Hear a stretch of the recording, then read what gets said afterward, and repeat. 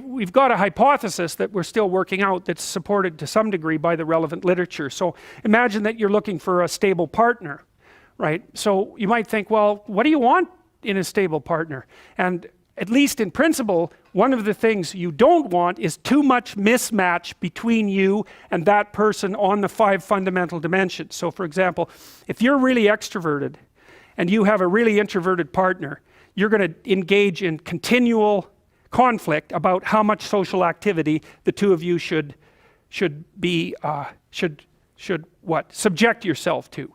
And it's very, very difficult for people who widely differ on those dimensions to come to consensus, because it's not just a matter of opinion, right? It's really a matter of different, if you're looking at extremes, of really different types of people. And the thing about introverts is they just don't enjoy large-scale social interaction that much. One-on-one they're often fine, but in a group they don't like that, and it tires them out. Whereas a real extrovert, it's like you isolate them and they just wither on the vine, because a huge part of what actually motivates them in a positive way is tangled up with social interaction.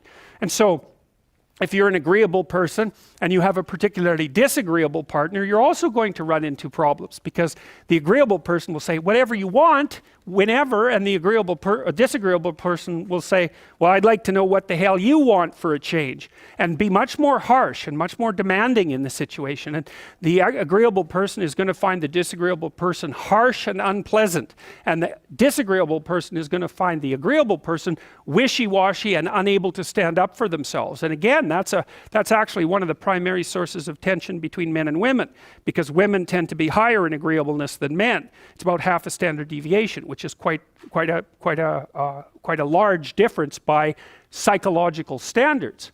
And so what that means, I probably haven't got the statistic quite right, but I think I've got it about right. What that means fundamentally, just so you have some sense of how large an effect that is that if you have a group of men and women and you pick out random pairs, the woman is going to be more agreeable than the man 60% of the time. So that's not an overwhelming proportion, but it's reliable, and it's quite large by psychological standards. So there's the problem with agreeableness. With conscientiousness, well, if you're conscientious, you're industrious and orderly. And orderly people seem to be sensitive to disgust, which is something we'll talk about in detail later. We've had a hard time specifying exactly what makes industrious people industrious, because it's hard to come up with an animal model for that sort of thing, and there's no theoretical model. But our latest idea is that, it's not my idea, it's actually the idea of my graduate student, Christine Brophy, is that industrious people find it unpleasant and unsettling to not be doing something. So it isn't so much that industriousness makes them happy or fills them with positive emotion. That would be more extroversion, right? Because extroversion is the positive emotion dimension. It's that industrious people can't stand sitting around doing nothing. And this is speculation, but human beings are obviously always engaged in the exchange of labor, especially the reciprocal exchange of labor. And you can imagine that in a community where everyone knows everyone, the people who work hard are going to be pretty irritated on a fairly chronic basis with the people who are completely unproductive. And my suspicions are that plenty of people who were completely unproductive in the history of the evolution of our species were wiped out by people who were unhappy with their lack of productivity. And so I think, generally speaking, human beings have this sense of ethical obligation with regards to one another to share labor. And people who are conscientious really, really feel that. So they feel bad if they're not busily working on something that's productive all the time. And so the advantage to being with someone conscientious is, well, they're going to work like mad, but the disadvantage is they're going to work like mad.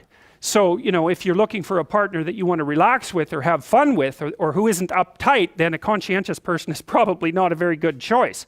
On the other hand, if you're a conscientious person and you're living with someone who's really unconscientious, that's good, because they might be able to help you relax, but you're not going to be happy with them because they don't work nearly as hard as you do. But even worse, on the orderly dimension, some of you have had roommates, and maybe you're more orderly than your roommate. What does it mean? It means you're annoyed by mess before they are.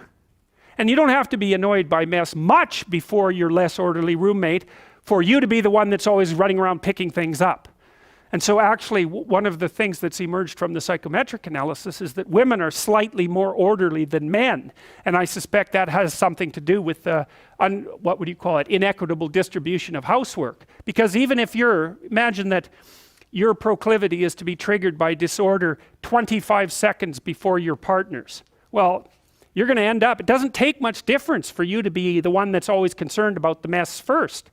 So anyways, and so if you're a really orderly person and you live with a disorderly person, well, good luck getting along with them. They're going to regard you as like uptight and over concerned with details and unwilling to relax, that's for sure. And they're going to regard you as, well, just a bloody mess. And how can anyone possibly live with someone like you?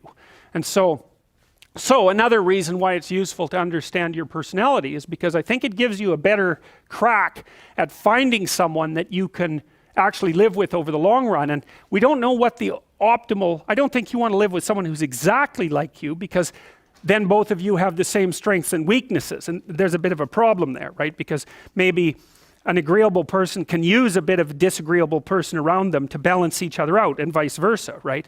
So we don't understand the optimal balance for long-term thriving in a relationship, but I think we do understand the fact that if you're too different in your traits, that where you're different is going to constitute a chronic source of conflict.